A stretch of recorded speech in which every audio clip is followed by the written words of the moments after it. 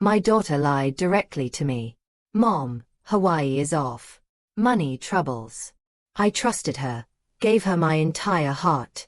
But then I found them on Facebook, posing on a beach with my son-in-law's parents in some exclusive paradise. A month after that, she came asking for $100,000. I handed her something else. Here, take this instead. She glanced at it and just collapsed. You won't believe what I gave her. Before I go on, please follow this channel and let me know in the comments what time it is wherever you are. The phone buzzed twice before I noticed my hands were trembling. Celeste's name lit up the display. It was her second call this week, which was unusual. I slid my finger to answer and recognized it instantly in her voice. That measured, cautious tone she reserved for giving difficult news to her marketing clients. Mom, we have to cancel Hawaii. I'm just so terribly sorry. Suddenly, the afternoon light pouring into my living room felt harsh and glaring. My gaze fell on the shopping bags resting on the sofa. The new linen tops I'd bought were still folded inside, tags on. $180 I'd spent just 3 days prior. What's wrong, dear? Stuart's firm is restructuring. They think he might be let go. We just can't swing any vacations at the moment. I know how much you wanted to go. Her explanation felt polished, almost like a script, but I dismissed the feeling. My daughter was in trouble. Sweetheart, of course I understand. That's just how business is sometimes. The vacation doesn't matter. What's important is you and Stuart weathering this. If you need my help, in any way, you know I'm right here. A long pause hung in the air. Then, no Mom, we have to manage this on our own. But thank you. It means everything to know you're there. I'll phone you when things are more stable. All right. We ended the call. I placed my phone on the coffee table, my eyes fixed on those shopping bags. Just a week ago, I was in this exact spot when Celeste had called with the idea. Her voice was so cheerful, practically bubbling with excitement. Mom, what do you think about us all going to Hawaii in March? Just you, me, and Stuart. A proper family trip. A warmth had blossomed in my chest. Pure joy. The kind I hadn't really felt since I retired from teaching 2 years back. I hadn't laid eyes on her since Thanksgiving. 4 long months. That evening, I was up well after midnight, looking up restaurants in Maui, checking reviews for snorkeling trips, and poring over a guidebook I'd bought online. I discovered a boat tour to the Molokini crater. It had wonderful reviews and a good price. I booked it right then, typing in my credit card details with steady fingers, picturing Celeste's expression when she'd see the reefs. The following day I went to my salon for a trim and style. Then to the pharmacy for sunscreen, SPF 50, the expensive kind that rubs in clear. At the department store, I spent an hour in the women's resort wear section choosing those linen tops. The sales clerk smiled at me. Going somewhere special? She inquired. A trip with my daughter, I replied, and I felt a swell of pride saying it. Every night that week, I'd gone through the guidebook, using sticky tabs to mark pages. Sunrise at Haleakala, the drive to Hana, a luau in Lahaina. I hoped this trip would show her that family was more important than trying to impress the Morrisons, her in-laws, who constantly seemed to demand more of her time than I ever got. Now, I reached for one of the shopping bags. I pulled out a linen top, bright blue with embroidered flowers. The material felt high quality in my hands. I refolded it neatly and put it back in the bag. The following morning, I took it all back. The customer service line at the department store wasn't long. The associate scanned my receipt. Would you like store credit? No, a refund, thank you. I won't be needing the clothes after all. She handled the return without another word. $180 credited back to my account. Back home, I opened my computer and went to the tour company's site. I pulled up my booking from the confirmation email and started the cancellation. It took 3 screens of "Are you certain?" prompts to get through it. Yes. I was certain. The refund would appear in 7 to 10 days. I attempted to phone Celeste that afternoon. It rolled over to voicemail. Hi dear. Just calling to check on you. Wanted to see how Stuart is holding up. Call me when you get a chance. An hour later, a text came in. Swamped with everything.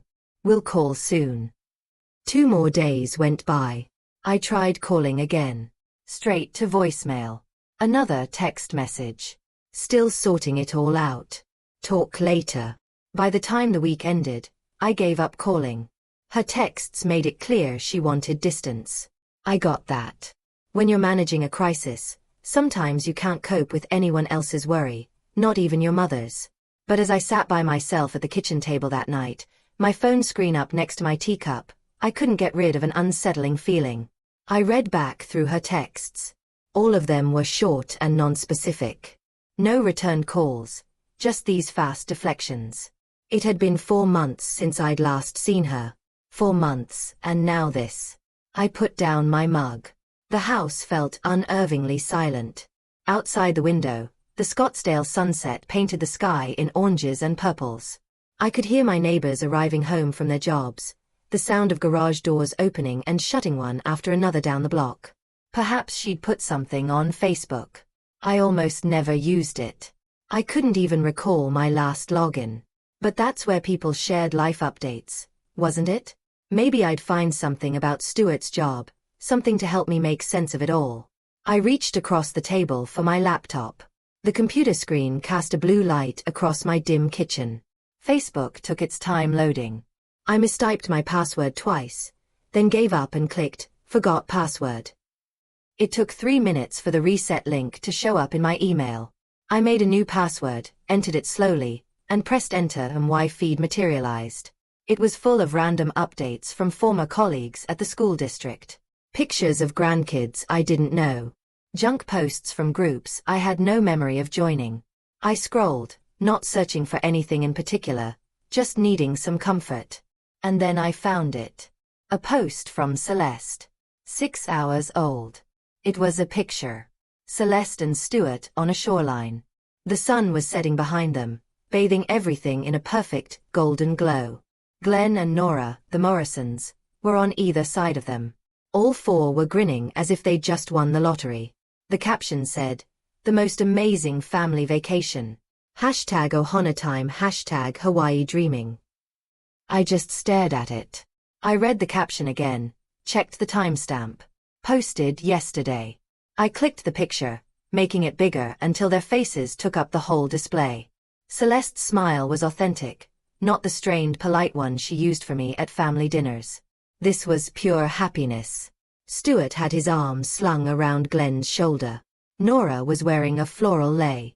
In the background, I could see a high-end resort, the type with private cabanas and infinity pools. A tightness seized my chest. My fingers felt numb on the laptop. My focus narrowed until only that photograph existed. I hit the arrow for the next picture. Glenn, holding a tropical drink on a hotel balcony. Next, Nora and Celeste at a luau, both in matching flower headbands. Next, all 4 of them dressed in snorkel gear, posing on a boat. That boat. I knew that logo on the captain's polo. Molokini Crater Tours. The very same tour I had booked and then cancelled. The very same dates we were all meant to be there. I leaned back in my chair, taking a slow breath through my nose. I navigated back to Celeste's main profile and scrolled through her older posts. 2 weeks ago before the cancellation call. Can't wait for our upcoming adventure. The replies below it made me sick. So lucky. I'm so jealous. And then Nora's comment, posted the day after Celeste had asked me to come. So thrilled for our family trip. Our family trip. Not our trip. Their trip. I kept scrolling. I found a post from 3 weeks ago, a picture of airline tickets, destinations fuzzed out, captioned, "The countdown is on." Glenn had replied with a row of palm tree emojis. 3 weeks ago. Before she had even bothered to invite me. The whole picture became sharp and clear.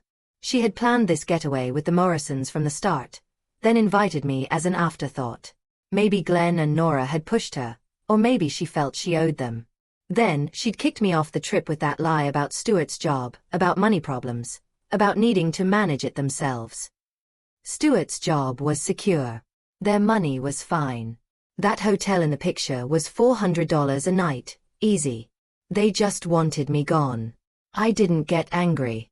I didn't slam the table or throw the computer.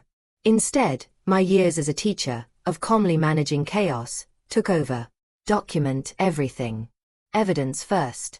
Feelings later. I began taking screenshots. Every picture, every single comment, every timestamp. I saved them all into a new folder on my desktop labeled Celeste, March 2025. I was methodical, detached, like I was preparing a report.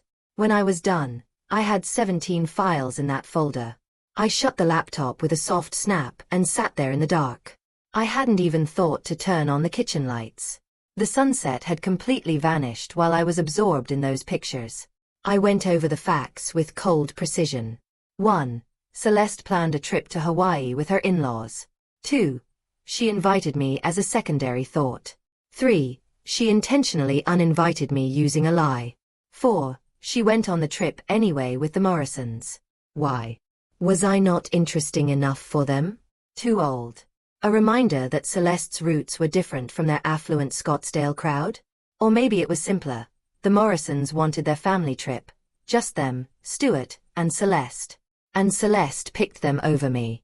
I got up, went to the kitchen junk drawer, and pulled out the notepad I used for shopping lists. I turned to a clean page and wrote in clear block letters at the top. What I know. What I need to know.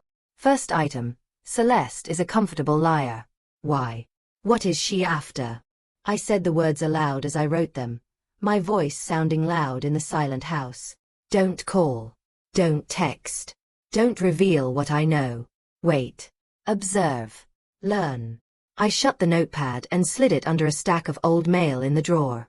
The laptop remained closed on the table. My phone was also there, its screen black. No new texts from Celeste. She was having too much fun in Hawaii to check on her mother. I went to the window and gazed out at my street. Porch lights were on. Someone was walking their dog. Celeste would be back from her trip in a few days. She would likely call, assuming I was still in the dark. Assuming I was the same doting mother I had always been. And I would be. I would pick up. I'd ask about Stuart.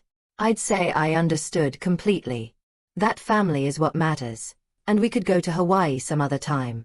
I would perform my role flawlessly, because now I had to find out exactly what kind of person my daughter truly was. My phone vibrated for the third time that morning. I didn't flip it over. The spreadsheet open on my monitor was labeled, Assets, April 2025. I had been compiling this for 2 days, ever since I found those Hawaii pictures. The notepad from the kitchen drawer was open next to my keyboard, now holding several pages of my neat script. Celeste had been home from Hawaii for 3 days. She had phoned me 4 times. I hadn't picked up once. My phone vibrated again. I looked at it, still screen down on my desk in the study. Let it go to voicemail. Let her worry. The spreadsheet laid out the facts clearly. Property tax value. $850,000 for my house. I owned it outright. I'd paid off the mortgage 5 years ago with a payout from my retirement fund. Investment portfolio statements found out on my desk revealed $420,000 in various index funds and bonds. A conservative mix, the kind you choose when you're retired and can't afford risk.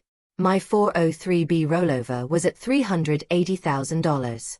Bank statements confirmed $95,000 in 2 separate savings accounts. The total came to roughly $1,745,000. I wasn't just taking inventory. I was making a plan. The next spreadsheet was more painful to make.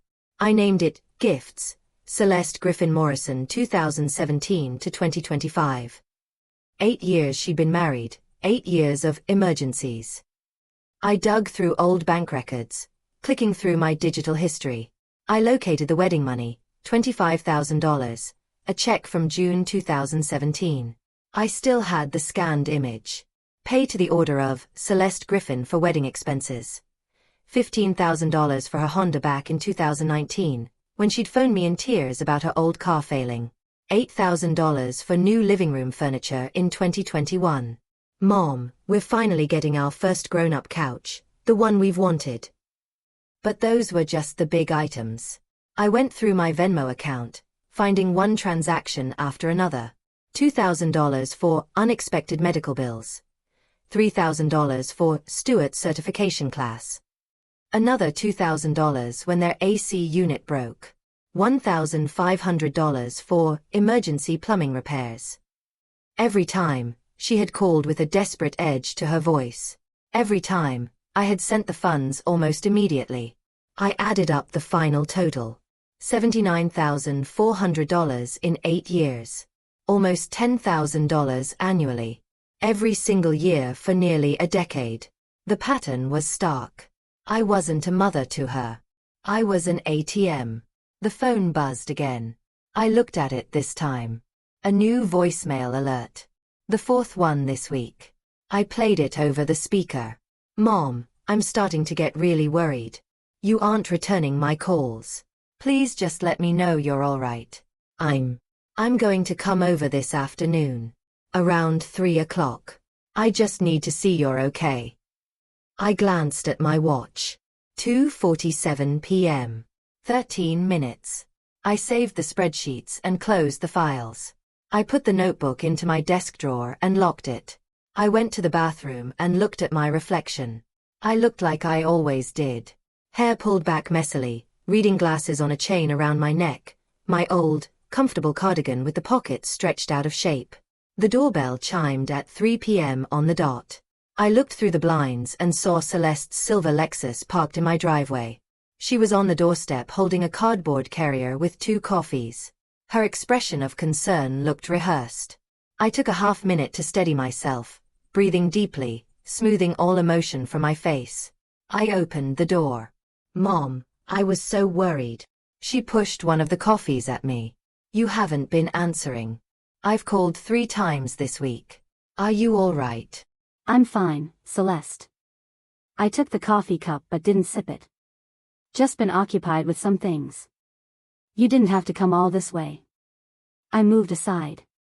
She came in, her eyes darting around the room as if she was looking for proof of a catastrophe, a medical issue, a fall, something that would justify my silence. We sat down in the living room, not the kitchen. That's where I'd learned the truth. That room felt tainted. Celeste sat on the very edge of the sofa, balancing her cup on her leg. She immediately started talking, filling the gap between us with nervous chatter. Work has been absolutely insane since we returned. They moved up the deadline for the marketing campaign, and Stuart's been working late every night. You know how it goes. She avoided mentioning Hawaii by name, clearly probing to see if I was aware. The weather's been lovely, though. Have you been able to get outside? We should do lunch this week. Sounds hectic. She paused, expecting me to ask my usual questions. How's the campaign? What's Stuart busy with? When are you free for lunch? I remained quiet. The silence grew. She took a sip of her coffee, put the cup down, then immediately picked it up again. So, what have you been doing? You mentioned you were occupied. Just managing some paperwork. Financial planning, things like that. Oh. Another silence. That sounds very thorough. It continued this way for 15 minutes. Short answers from me, followed by awkward pauses. I could watch her becoming more and more unsure with every prompt I didn't take, every question I left unasked. At last, she put her coffee down harder than she meant to. Mom, is something the matter? You're acting different. Distant. Is it something I did? I met her gaze directly, for the first time since she'd walked in. I'm the same person I've always been, Celeste. Perhaps you're the one who isn't. The accusation just hung in the air. Her eyes went wide for a second. What does that mean? How is Stuart's job? I asked, keeping my voice perfectly flat. That restructuring you were worried about? She blinked. Oh. That. It all sorted itself out. It was a false alarm. Everything is fine. I'm very glad to hear that. I studied her face. Must be a great relief. Yes. A huge relief, she said, forcing a nervous laugh. So, we worried for nothing. Just one of those company things that always sounds scarier than it is. I just nodded. I didn't smile. I didn't offer her any comfort or tell her I understood. She shot up from the couch. I should probably leave. Stuart will be waiting for me. But Mom, please, just answer your phone next time. I was genuinely getting scared. I saw her to the door.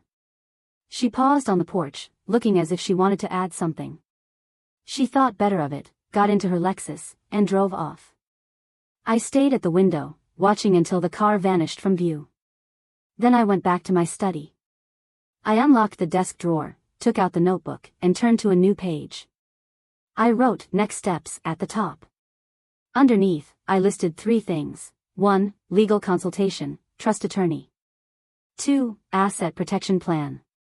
3. Wait for her next request. My phone was on the desk, screen black. She would phone again. When she did, I would answer. I'd be polite. I'd hear out whatever she had to say. And I would use her own words to prepare my response. But the first thing I had to do was speak with an attorney. The law office was on the 14th floor. I rode the elevator up. Richard Chen's firm had a respectable suite in downtown Phoenix. Chen and Associates was etched onto the frosted glass of the door. I was 15 minutes early for my 2 p.m. meeting. On the passenger seat of my car, I'd left a manila folder holding printouts of my financial spreadsheets. My notebook was right next to it. It took me 3 hours of research to find Chen. 5 specific client testimonials had sealed the deal. Thorough. Explains complicated ideas simply. Successfully protected my assets during a family dispute. That last review was the one that stuck with me. The receptionist showed me into Mr. Chen's office. He rose as I came in. He looked to be in his mid-50s, wore a dark suit, and had a firm handshake. His office was all business but not showy. Shelves were filled with law books, a credenza held family pictures, and framed degrees hung on the cream-colored walls. "Mrs. Griffin, please have a seat." He motioned to one of the leather chairs facing his desk. "You noted on the phone that you were looking into estate planning?" I sat down, placing my folder in my lap. "I am 63 years old, retired, and I have significant assets. I have 1 daughter, who is married. My concern is asset protection and tax strategy. I am interested in discussing the creation of an irrevocable trust." Chen opened a yellow legal pad and started writing. "Irrevocable trusts can achieve several goals. What are your main objectives?" "I wish to support causes that are important to me, while also making sure my assets are managed correctly. I want long-term security from any potential claims or disagreements." He nodded. "Family disagreements are, unfortunately, more frequent than many people think. Do you have specific worries regarding your daughter?" I selected my words with care. "I want my estate to be distributed based on my personal values, not on any presumed family duties." "I understand." Chen leaned back in his chair. "Let me walk you through how an irrevocable trust operates. After it is created, you cannot change it or take back any assets you put into it. The beneficiary named at the start has a clear legal claim to those assets. You permanently surrender control. That is what gives them strength for asset protection, but it is also final. Are you sure this is the path you want?" "I am sure. I have dedicated a great deal of thought to my legacy and the things I wish to champion. This structure is correct for my objectives." Chen then explained the mechanics. The trust would own any assets I moved into it: cash, my home, investment funds. The choice of beneficiary was vital and could not be changed. There were tax advantages if it was set up properly. The entire process will require 2 to 3 weeks: drafting, your review, any revisions, notarizing, and then the official transfer of assets. The cost is $3,500 for the full trust creation and an update to your will. Is that within your budget? That is acceptable. I didn't try to bargain. This was not a casual exploration. We used another 40 minutes going over the specifics. I gave him my financial summary without any of the emotional backstory. Chen posed technical questions regarding tax basis, the valuation of the estate, and any potential legal hurdles. He was the consummate professional. He never once pushed me for my personal reasons. At 3:30, we shook hands. I will have the draft documents for you in 3 days' time. We can schedule our review meeting after you've had a chance to look them over. I drove back towards Scottsdale, hitting the afternoon traffic on the I-10. When I got home, I saw 2 missed calls from Celeste on my phone. Her calls had become more frequent in the 10 days since our strained visit. She was trying to mend the fence, to smooth over the chill she had sensed from me. I dialed her number. Mom. I was hoping I'd catch you. How was your day? It was fine. I had a few appointments. What's new with you? Oh, just the normal insanity at the office. But I did want to run something interesting by you. Her voice changed, adopting a tone of careful excitement. Stuart and I saw some friends last week. They're getting into a coffee franchise. It seems there's decent money in specialty coffee right now. They were explaining the business model, and it made me think of you. You were always so good with commercial properties and understanding investments. Coffee franchises can certainly be profitable, if the location is right. What's their model? Who's running it?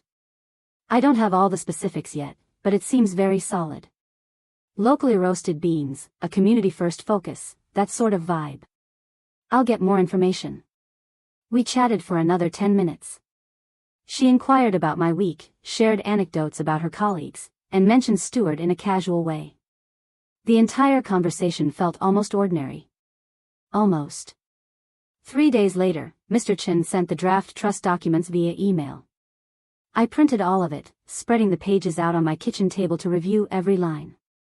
The irrevocable clause was laid out in cold, precise legal terms. The grantor hereby permanently and irrevocably transfers. The line for the beneficiary was empty, awaiting my instruction. I spent that entire evening researching Arizona-based veterans charities. I located one that had fully transparent financials and excellent ratings, the Arizona Veterans Alliance. 87% of their funding went straight into programs assisting homeless veterans. Their annual reports were available to the public, and the board members were listed with their credentials. I sent an email to Mr. Chin. The beneficiary should be the Arizona Veterans Alliance, Phoenix Chapter. Also, please add the following to my will, an explicit clause stating that my daughter receives nothing, unless she accepts the terms of the trust without any legal challenge within 30 days. His reply came back in under an hour. Understood. I will revise the documents. This is fully enforceable under Arizona state law. Celeste phoned again 2 days after that. Mom, you remember that franchise I told you about? Well, they're officially seeking investors. It's a very limited opportunity. They only want a few partners who really understand business. Would you be willing to just look over their business plan? Just for your perspective? You've always had such sharp instincts for this stuff. Send me what they've got. I'll review it. I can't make any promises, but I'm willing to give you my assessment. Thank you, Mom. I truly value your opinion. I'll email it to you right now. The email landed in my inbox at 4:47 p.m. The subject was, Coffee Shop Investment Opportunity. The business plan attached was 23 pages of amateur formatting and wildly optimistic projections. Their market research was just generic data on national coffee consumption. The management team had zero experience in the food service industry, only a lot of enthusiasm and ambition. The financial forecast promised a 25% annual return. 25% from a single coffee shop. The request was tucked away on page 19, $100,000 in exchange for a 15% equity stake. I read through all 23 pages twice. I scribbled notes in the margins of my printed copy. I cross-referenced their figures against industry benchmarks I recalled from my years in real estate. None of it held up. I replied via email, interesting. Let me review this for a week.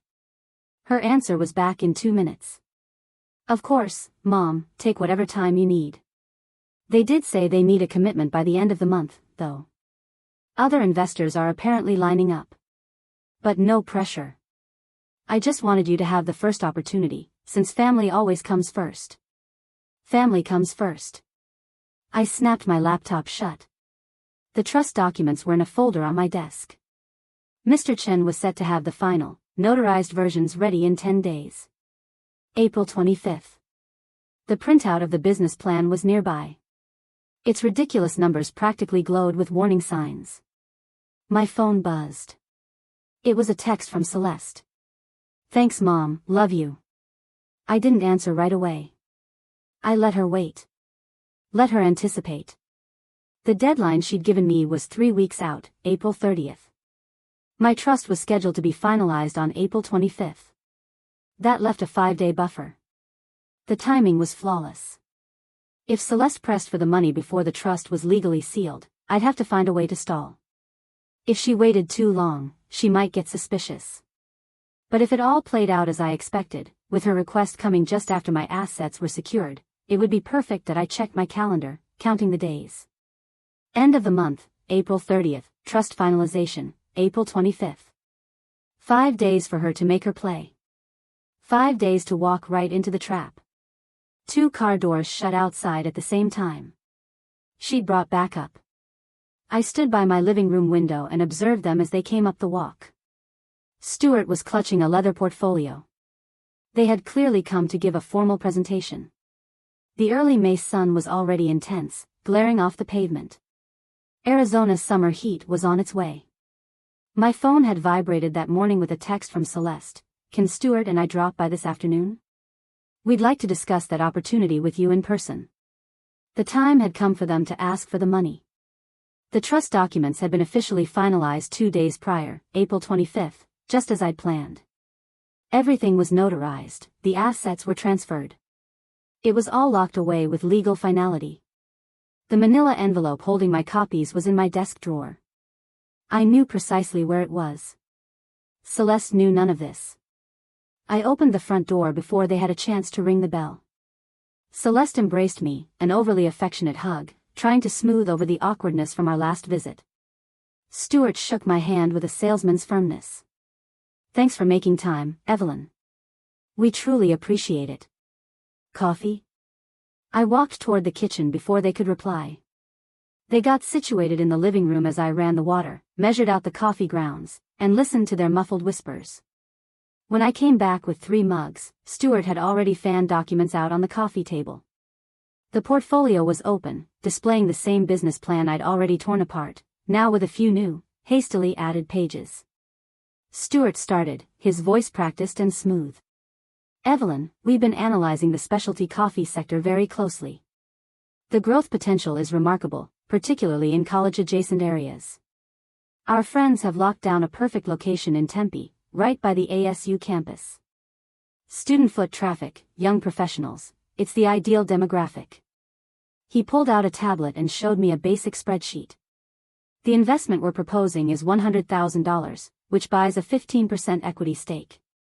We've already secured commitments from 3 other investors.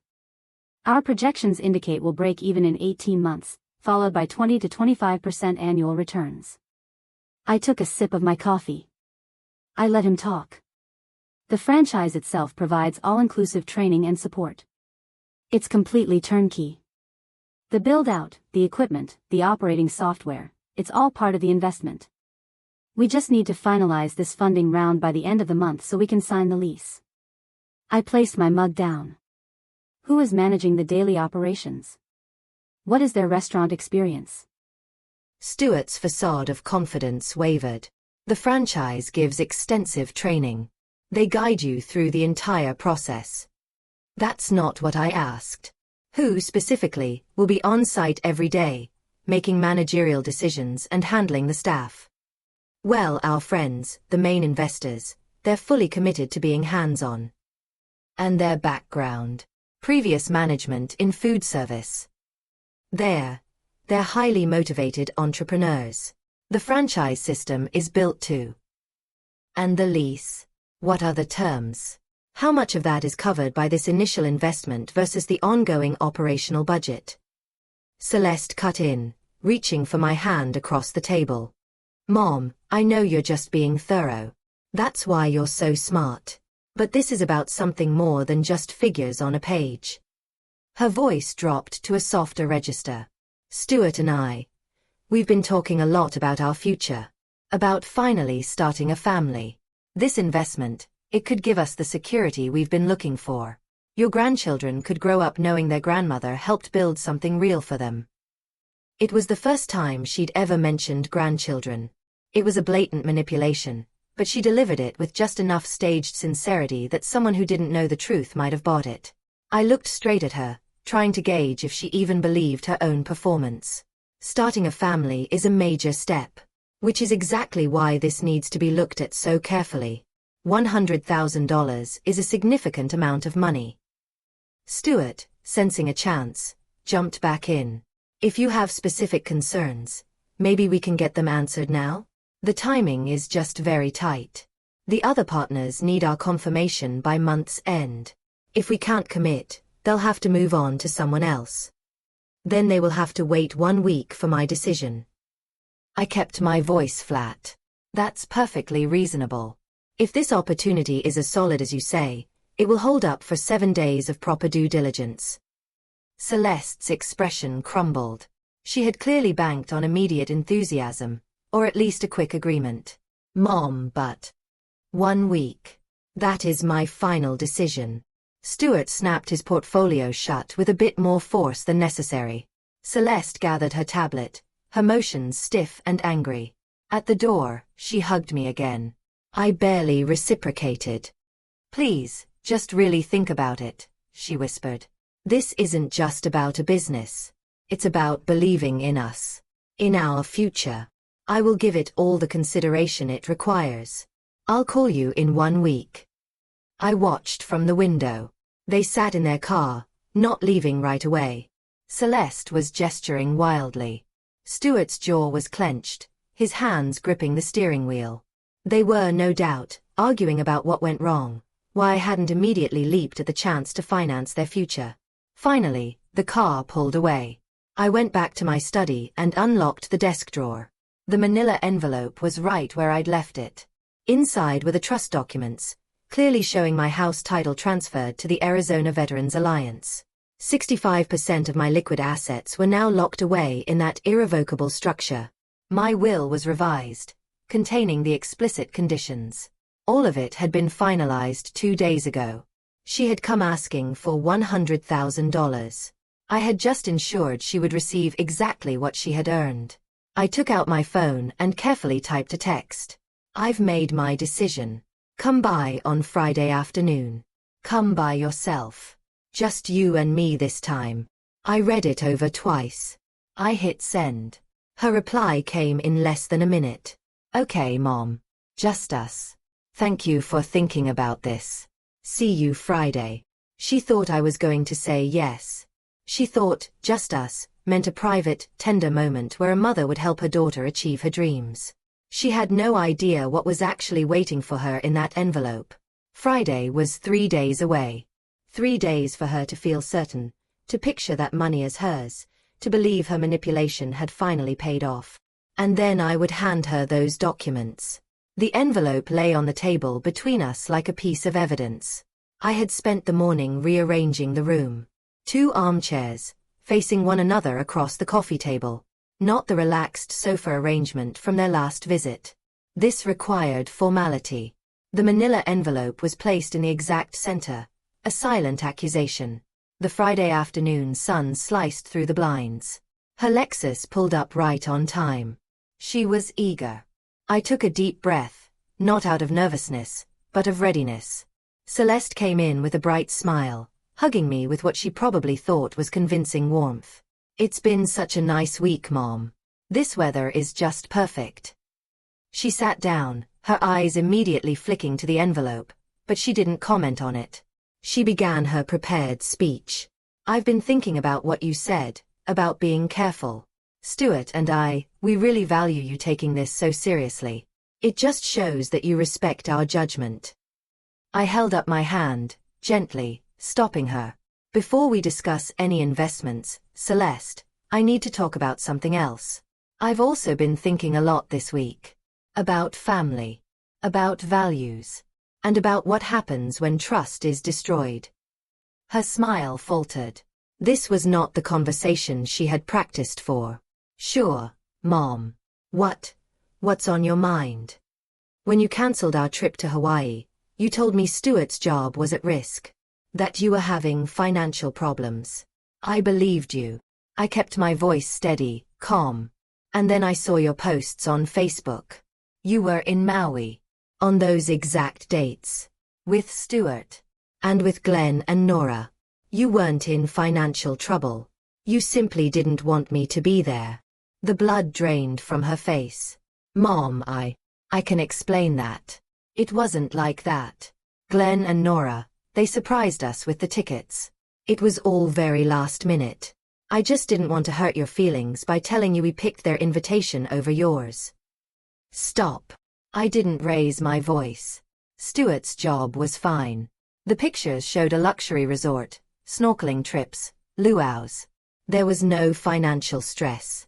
You lied to my face to exclude me because the Morrisons wanted their family vacation, and I wasn't part of it. You chose them. She immediately shifted gears, leaning in. Okay, you're right. I made a terrible mistake.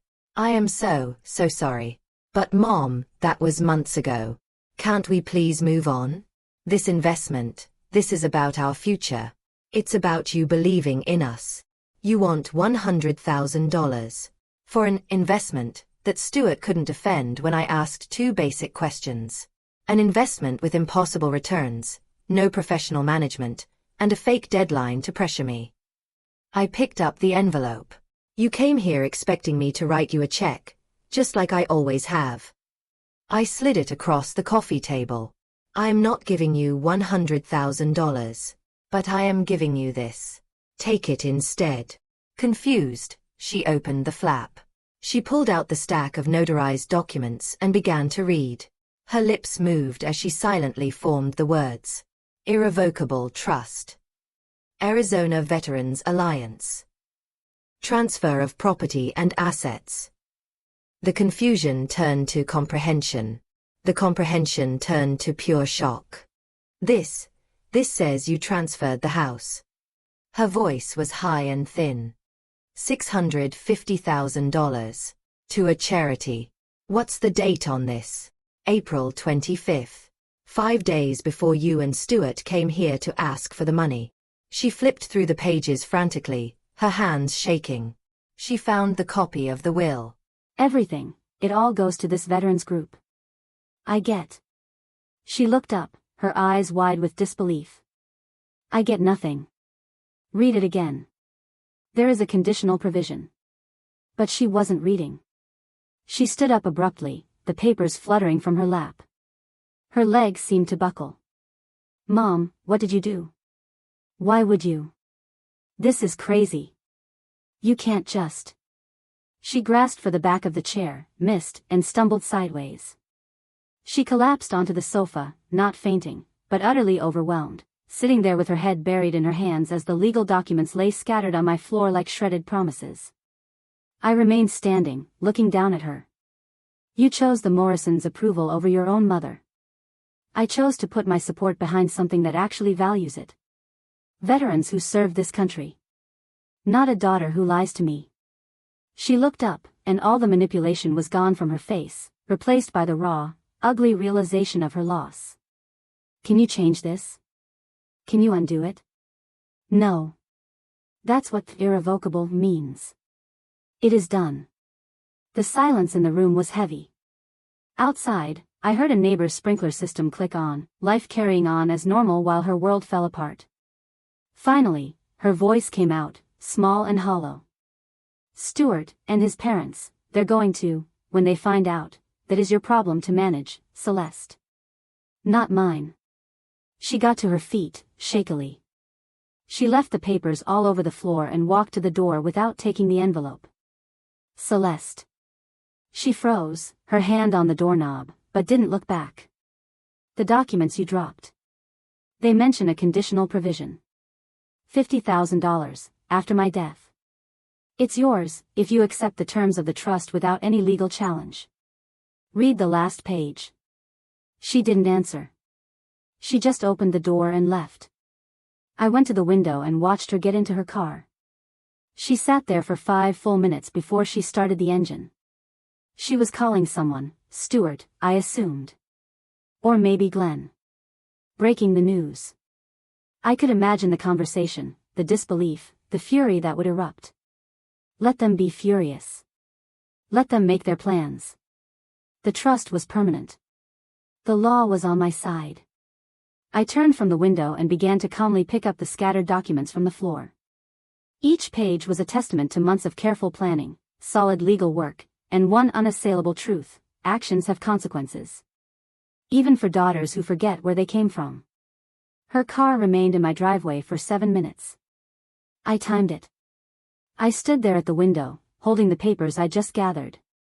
Through the glass, I could see Celeste's shoulders heaving. Her phone was pressed hard against her ear. She was weeping, making sharp gestures with her free hand. Stuart, almost certainly. Or perhaps she'd already escalated it to Glenn. I turned away. I took the documents to my study and filed them neatly in the manila folder with my other copies. My phone stayed silent for 43 minutes. Then, it began. Celeste's name flashed on the screen. I watched it ring until it went to voicemail. 2 minutes later, Stuart's number appeared. I ignored it. Then Celeste again. 3 more times, in rapid succession, before I finally flipped the phone screen down on the desk. The vibrations continued, a persistent, angry rattling against the wood. That evening, I pulled up Richard Chen's contact details. I made notes of what had occurred, logging the timestamps and the exact words we'd exchanged. Documentation. It was a habit from 30 years in real estate. Everything written down, dated, and filed. By Saturday morning, my voicemail inbox was full. I played them back, one by one, with a pen in my hand. Celeste's first message, her voice cracking. "Mom, how could you do this? How could you?" The rest was lost to sobbing. Her second message, the tears replaced by anger. "Someone is manipulating you. This isn't you. You need to think about what you've done to your family." Stuart's messages were calmer, more calculated. "Evelyn, we need to talk about this rationally. There are options. Please call me back so we can work through this." Then, a new voice. Deep. Arrogant. "Evelyn, this is Glenn Morrison. We need to have a discussion about your recent decisions. Celeste is devastated, as you can imagine. There are serious legal implications here that you might not fully grasp. Call me at your earliest convenience so we can resolve this sensibly." I wrote down his key phrase, legal implications. Sunday, the tone shifted. "I've spoken with our attorney regarding this trust." Glenn's voice was cold steel. "The entire arrangement seems highly irregular, especially given your age and isolation. We have genuine concerns about your competency at the time these documents were signed. For your own protection, we are exploring all legal remedies. This is your last chance to address this with us privately." The word competency hit me like a physical blow. They were going to try and say I was mentally unfit. I leaned back, staring at my notes. This was a move I hadn't entirely seen coming. To challenge the trust, they would challenge my mind. On Tuesday morning, a FedEx van pulled up to my curb. The envelope was thick, embossed with a law firm's letterhead, Morrison & Associates. The letter arrived. Irrevocable trust established, April 25, 2025. Subject, demand for rescission. It was filled with legal jargon about concerns regarding mental capacity and undue influence at the time of signing. It included formal demands for my medical records and insisted I dissolve the trust, restoring all assets to my personal control. I had 10 days to respond, or they threatened litigation. I phoned Mr. Chen instantly. "I can be there in 2 hours," he replied. His office seemed more cramped than I recalled. Mr. Chen studied the letter, nodding slightly, marking the margins with a red pen. "These are standard intimidation tactics," he said at last. "They are claiming diminished capacity and potential undue influence. In short, that someone forced or tricked you into establishing this trust. They have zero proof because it's not true, but they're gambling that you'll get scared and settle just to avoid a lawsuit. Can they really challenge my competency? Drag me into court over this? They can certainly file the suit. Even a claim with no merit must be defended. That means depositions, releasing medical files, and public testimony regarding your mental state. It is costly, invasive, and it takes time. Mr. Chen put the letter down. But we hold the high ground. The trust was finalized 5 days before they asked you for money. This proves it wasn't an act of impulsive revenge. You had legal representation, me. Your intentions were documented, clear, and perfectly rational. So what's our move? We get out in front of this. A complete medical evaluation, both physical and psychological. We'll get it dated now, while this challenge is active. It shows you have nothing to hide regarding your mental state. I will also draft a formal response. He opened his laptop. We will state that the trust was executed correctly. That you are fully competent. That any attempt at litigation will be defended aggressively. And, if we win, we will petition the court to recover all attorneys' fees, citing Arizona law against frivolous claims. I nodded. Do it. Set up whatever evaluations are necessary. As I drove home, the sun was sinking behind the Superstition Mountains. The sky was a blaze of orange and purple. It was beautiful, and it was indifferent. My phone buzzed. Celeste's name. I nearly let it ring. But I answered. Mom, Glenn says we have a strong case to fight this. Her voice was cold, nothing like the broken sobs from Friday. He says you weren't thinking straight. We are going to prove you were not in your right mind when you signed that paperwork. You're going to stand in a court and claim I'm incompetent? Your own mother? You gave my inheritance away to total strangers. You disowned me because of one mistake. What else are we supposed to believe? That this is rational? The words were sharp, calculated. This wasn't pain talking, it was strategy. I have never been more rational in my entire life, I said softly. And you will find that out in court, should you continue. I ended the call. I sat in my living room as the light faded, the phone finally quiet in my hand. For the first time, the true weight of my actions settled on me. It wasn't regret, I'd make the same choice again, but it was a clear recognition that this fight was really happening. The Morrisons had money, legal connections, and strong motivation. They were going to make this as ugly as possible. I retrieved my notebook and turned to a clean page. Defense strategy, June, I wrote across the top. Below, I listed 1. Medical evaluations. 2. Psychological assessment. 3. Document timeline. 4. Chen's response. 5. Find out what the money was really for. That last point was more curiosity than a legal need.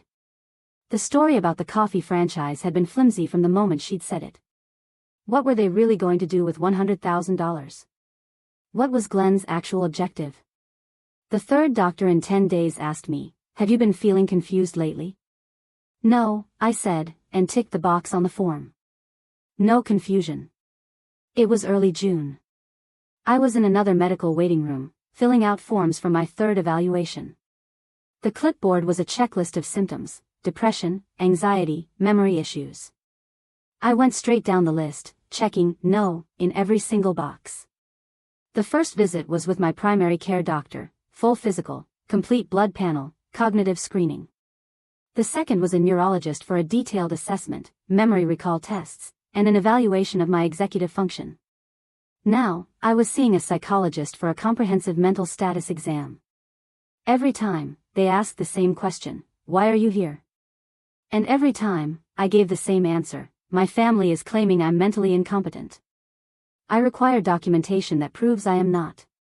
The psychologist called my name. She was in her mid-40s, with a manner that was professional yet warm. Her office was pleasant, with plants and soft lamps, and 2 comfortable chairs angled together. Your family has raised concerns about your mental capacity, she began, looking at her intake notes. Based on my assessment today, I find no evidence of cognitive impairment, depression, or any diminished judgment. Can you just tell me, in your own words, what led you to these estate planning decisions? I had prepared for this. I kept my answer clear and factual. I learned that my daughter had been lying to me about several significant financial and personal matters. I made the decision to redirect my estate to support causes I find worthy, rather than rewarding behavior I find deceptive. It was a deliberate, carefully weighed decision, and I made it with the guidance of legal counsel. She wrote in her notepad for a long time. That sounds like a perfectly rational choice, she said finally, even if it's one that other people don't like. That's exactly what I thought, I replied. The reports all came back within a week.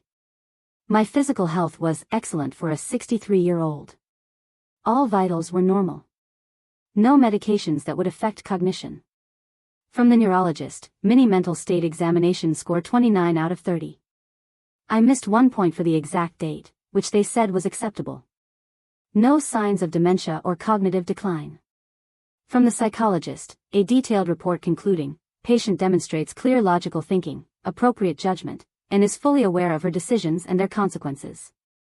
While I was busy gathering my medical proof, the Morrisons started their own public campaign.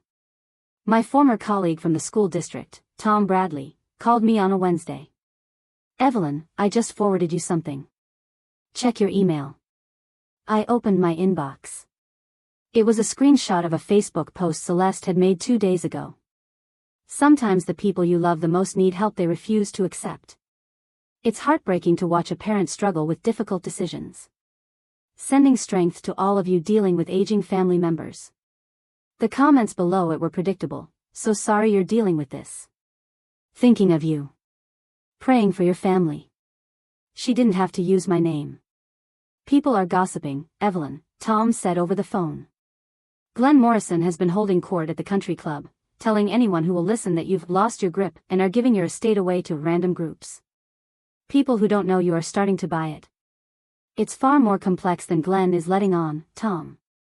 I had very solid reasons for what I did. They're just trying to apply public pressure to make me change my mind. I assumed as much. I just wanted you to be aware of what they're saying. The next Saturday, I went to my golf club. I hadn't been in weeks, but I was not going to hide. Tom spotted me near the 9th hole. He was playing the course behind me and waved. "Mind if I walk with you for a minute?" We headed toward the green, golf bags slung over our shoulders. The morning was already getting hot under an impossibly blue sky. "That coffee franchise thing your daughter brought up," Tom said, keeping his voice casual. "I saw Mike Patterson last week. Weren't they supposedly investing in that same deal?" I asked him about it, just curious. He had no idea what I was talking about. Said he and his wife aren't investing in any franchises right now. I stopped walking. "What made you ask Mike about it?" "Just making conversation. It seemed interesting." Tom took out his putter and started lining up his shot. But then, later, I overheard Glenn in the clubhouse bragging about his big house renovation and the new boat he's buying. A very expensive one, too. It was right around the time your daughter was asking you for that money. It just struck me as a heck of a coincidence. The final pieces slotted into place with perfect, sickening clarity. "There was no franchise," I said. "There was no investment opportunity at all." Tom nodded gravely. "That's certainly what it looks like." "I'm sorry, Evelyn. I know Celeste is your daughter. But if she's part of a scheme to lie about your competency while they're the ones being frauds, that just isn't right. Would you be willing to put exactly what you just told me into a written statement? Dated and signed. I need the documentation if this ends up in court." He paused. Nobody wants to get involved in another family's messy drama. But after a second, he nodded. "If they're going to lie about your mind, I'll tell the truth about their fake business plan. It's only fair. I'll email you a statement tomorrow." 2 days later, Tom's statement was in my inbox. It was typed, dated, and signed. It gave a detailed account of his conversation with Mike Patterson. It described overhearing Glenn's discussion of the house renovation and boat purchase. He even included contact information for verification. I sent it straight to Mr. Chin. By the middle of June, my defense portfolio was complete. 3 separate medical evaluations all confirming my full competency. A psychological assessment confirming my sound judgment. A clear timeline proving the trust was created 5 days before the money was requested. Tom's sworn statement exposing their fraudulent investment story. And all the documentation of Celeste's Hawaii lie, complete with the Facebook screenshots. Mr. Chen reviewed the entire package in his office, the papers covering his desk. "This is excellent," he said, clearly pleased. "The medical reports are current and comprehensive. They can't argue you were impaired 2 months ago but are suddenly competent today. The timeline proves clear, rational intent, not impulsive anger. And Tom's statement completely shatters their credibility. If they dare to file suit after seeing this, they will be risking sanctions from the judge for filing a frivolous claim." So what's next? We wait for them to formally file. If they actually sue, we countersue with this entire package. And we will immediately file a motion to have them pay your attorney's fees. This kind of frivolous lawsuit should cost them, not you. In the meantime, that 10-day deadline from their threatening letter has passed. They haven't filed. What does that tell you? Mr. Chen leaned back. It could mean they're having second thoughts. It could mean they're just slow. Or, he paused, it could mean they're about to try a different tactic. Just then, my phone buzzed on his desk. A text from Celeste. "Mom, can we please talk? Just you and me. No lawyers. Please." I held the phone up for Mr. Chen to see. He read the message and then met my eyes. That's the different tactic. The legal threats failed. Now they want to negotiate. The lawsuit that never was officially died on a Tuesday morning. Richard Chen slid a letter across his desk to me. It was 1 page on the Morrison's law firm letterhead, full of legal phrasing about withdrawal of all claims upon further review of circumstances and evidence. They saw the medical reports and Tom Bradley's statement. They knew they would lose, Mr. Chen said. His smile was professional, but his eyes were satisfied. Their lawyer would have faced sanctions for pursuing such a baseless claim. The trust is ironclad. You have proven your competency beyond a shadow of a doubt. Will they try something else? Not through the courts. But family pressure? That's another matter. He tapped his pen on the desk. That's why Celeste wants this meeting with no lawyers. She is going to appeal to you emotionally. She'll ask you to voluntarily change the trust. I had been expecting this. I had even anticipated it. I'll take the meeting. But it will be on my terms. That afternoon, I sent Celeste a text. We can meet. My house. Friday afternoon. Come alone. I made a point not to tell her they had officially withdrawn their legal threat. Let her walk in thinking she was still facing a lawsuit. On Friday, I prepared as if for a business negotiation. I printed a copy of Tom Bradley's statement. I pulled out the Facebook screenshots from the Hawaii trip. I laid them out on my coffee table, ready. My doorbell rang at 2 p.m. Celeste looked exhausted. She wore no makeup, just simple jeans and a plain t-shirt. It was an image of calculated vulnerability. She hugged me. I accepted it, but remained stiff. We sat in the living room, in the exact same chairs as when I'd given her the envelope. "Mom, I've had weeks to think," she started, her voice soft. "About everything I did. The lies, the Hawaii trip, how I treated you." She paused. I was wrong. I let Stuart's parents have way too much influence over me. I prioritized all the wrong things. I'm so sorry. Her eyes started to well up. Were they real tears or just a performance? I found I couldn't tell, and I didn't care. I waited, saying nothing. "I know I hurt you. I know I broke our trust. But I'm still your daughter. That has to count for something." She changed her angle. "I'm not asking for the investment money. That was a total mistake. But the trust. Mom, couldn't we just revisit it? Maybe just add me as a co-beneficiary? You could still give to the veterans, but also help your own family." I'd heard enough. I picked up Tom's statement from the table and pushed it toward her. "Before we talk about trusts, let's talk about the truth. There was never any coffee franchise, was there?" She picked up the paper. As she read it, her face turned ashen. Mike Patterson never invested. The opportunity was never real. Glenn just wanted money for his home renovation and a new boat. I then picked up the screenshots. And Hawaii. It wasn't a last-minute surprise. You planned that trip with the Morrisons from the very beginning. I showed her the post, her own words, dated before she had ever invited me. That's not. Tom must have misunderstood. Tom gave a sworn statement, Celeste. The evidence is clear. She tried a new tactic. Glenn and Nora were the ones pushing the investment idea. By the time I realized what the money was really for, I was in too deep. You don't know what it's like, being married into that family. The pressure, what they expect. I'm just caught in the middle between you and them. You had a choice at every single step, I said, my voice quiet. You chose to lie about Hawaii. You chose to pitch me a fake business plan. You chose them over me. You need to own your choices, Celeste. Her eyes filled with tears again. Then give me one more chance. Please. I'll handle Stuart's parents. I'll do better. Just, don't cut me out of your life completely. There is already a conditional provision in the trust. $50,000. It's yours after my death, if you accept the trust without a legal challenge. I watched her face as she processed that. But there is one requirement to claim it.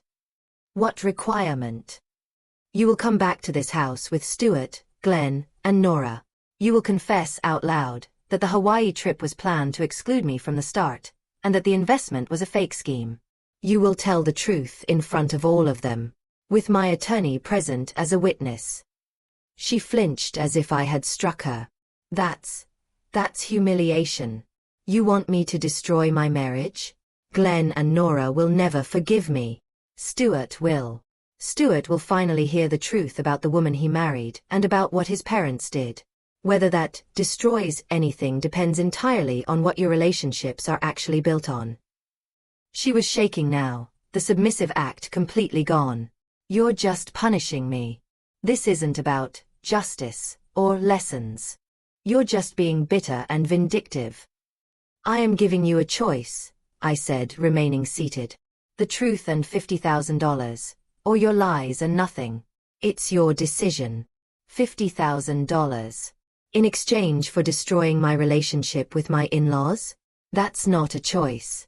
That's extortion. Then don't take it. Walk away. But understand, the trust remains as it is, no matter what you choose. She marched to the door, then whipped back around. You're not the mother I grew up with. You've become so cold. And you are not the daughter I raised, I replied softly. But here we are. She left, slamming the door behind her. I sat alone in the quiet room, surrounded by the printed proof of her betrayal. I slowly gathered the papers and put them back in their files. I had offered her a choice. It was a hard choice, absolutely, but a fair one. Tell the truth for $50,000. She called it extortion. Perhaps it was. Or perhaps that was just the new price of honesty in a family that had been built on lies. My phone was quiet. No furious texts, no angry voicemails. She needed time to think. Maybe she would choose the truth. Probably not. But in either case, the trust was secure. The Veterans Charity had already received its first quarterly distribution from the trust last week. $8,000, which they'd used to help homeless veterans secure housing. Mr. Chen had sent me their thank you letter. I'd read it 3 times. That money was already doing real good in the world, helping people who had served something greater than themselves. I walked into my study, opened my desk drawer, and took out a folder labeled Future Plans. Inside was all my research on Maui resorts, activities, and restaurants, for the birthday trip I never got to take. I opened my laptop and pulled up the resort website I had bookmarked all those months ago. Maybe it was time. The text message came when I had finally stopped expecting it. 4 weeks had passed in total silence. Then, on a Sunday night, just after 11, I'm ready to accept your conditions. I'll do it. Just tell me when. I had to read it 3 times. I truly hadn't believed she would go through with it. I'd already written off that $50,000, assuming her pride would be worth more. I forwarded the text to Richard Chen. She agreed. I need you here as a witness. His reply came back within the hour. I will prepare the necessary documents. When? This Saturday. My house. 2 p.m. I texted Celeste back. Saturday afternoon. Stuart, Glenn, and Nora must all be here. My attorney will be present to witness and formalize the agreement. Her reply, they don't know yet. How am I supposed to get them there? Tell them I'm reconsidering the trust. Tell them we're meeting to discuss modifications. Get them here however you need to. Saturday was hot and blindingly bright. I'd used the week to prepare. I cleaned the house, organized all the documents, and briefed Mr. Chen on exactly what to expect. He was the first to arrive, professional as always in his dark suit, carrying a leather portfolio. Then Celeste and Stuart arrived. She looked pale, and I could see her hands shaking. Stuart just looked confused about why he was there. Finally, Glenn and Nora. Glenn strode in, brimming with confidence, and started talking before he'd even sat down. Evelyn, I'm so glad you've decided to reconsider this whole charity nonsense. I knew we could work out something that's fair to the family. 7 people were now crowded into my living room. It was too many for the small space. The air felt heavy. We are not here to discuss the trust, I said, cutting him off. The trust is not changing. We are here because Celeste has something she needs to say to all of you. A wave of confusion moved through the room. Stuart turned to his wife. Celeste? What's happening? I looked at Celeste and nodded. Whenever you're ready. She was visibly shaking. She took a shaky breath. Nora's voice snapped across the room. Celeste, what is this? There are things I have to admit, Celeste's voice trembled. Things I lied about. She glanced at me, then took the plunge. Last March, I invited Mom to Hawaii for her birthday. A week later, I canceled the trip.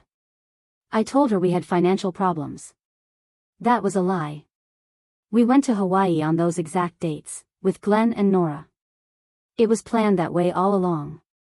Mom was never meant to be included. The room was silent. Then Glenn started, that's not. Let her finish, I commanded. Celeste pressed on. And the coffee franchise investment, it wasn't real. There was no franchise. There were no other investors. Glenn, you wanted the money for your house renovation and a boat. You told us to get it from Mom. We lied and pretended it was a business deal. Glenn leaped from his chair. This is absurd. That investment was completely legitimate. I reached over to the side table, picked up Tom Bradley's statement, and placed it in the center of the coffee table for everyone to see. I have a signed, sworn statement from a witness. Your supposed co-investor knew nothing about any franchise. That same witness overheard you, Glenn, discussing your expensive house renovations and boat purchase right after my daughter came to me for the money. The room exploded. Nora rounded on Celeste. After all we've done for you? We treated you like you were our own blood, and this is how you repay us? With lies? Stuart looked quiet, but deeply hurt. Celeste, why didn't you tell me the truth? I just thought your mom was being difficult. Celeste became defensive. I was just trying to keep everyone happy. Your parents wanted the money. Mom had the money. I thought I could just make it work. You set this whole thing up. Glenn snarled at me. This is humiliation. You turned our daughter-in-law against us. I gave Celeste a choice, I said calmly. Tell the truth, or walk away with nothing. She chose to tell the truth. What that truth reveals about your family is your problem, not mine. Through all of this, Richard Chen just watched, quietly taking notes. After several more minutes of them all shouting accusations at each other, I stood up. This meeting is over. The confession has been made, witnessed, and recorded. I glanced at Mr. Chen. The documents? Mr. Chen produced the papers from his portfolio. This document, he said, addressing Celeste, establishes a $50,000 trust fund in your name, Ms. Morrison, which becomes accessible only upon your mother's death. The conditions are as follows. You will make no further financial requests of your mother during her lifetime. You will make no future legal challenges to the primary trust. And you accept the full validity of the confession you have made here today. Do you understand these terms? Celeste's voice was just a hollow whisper. I understand. She signed the paper. Mr. Chen notarized it. The Morrisons were the first to leave. Glenn was livid. Nora was crying, but they were tears of pure rage. Neither of them said a word to Celeste or Stuart as they stormed out. Stuart stayed behind for a moment. He looked at me. I didn't know. About Hawaii. She told me you just couldn't make it. Then he turned to Celeste. We need to talk. They left together, but Stuart's posture was distant, closed off. Mr. Chen packed his portfolio. Well, that was uglier than I anticipated. It had to be ugly, I said. A decade of pretty lies is what got us here. Only the ugly truth could get us out. After he was gone, I stood by myself in the now silent living room. I picked up a letter from my desk.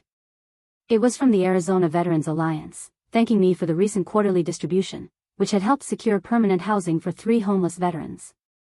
Real people. Real help. A real purpose. I walked into my study and opened my laptop. The Maui Resort website was still in my bookmarks. I pulled it up and completed the reservation I had abandoned months ago.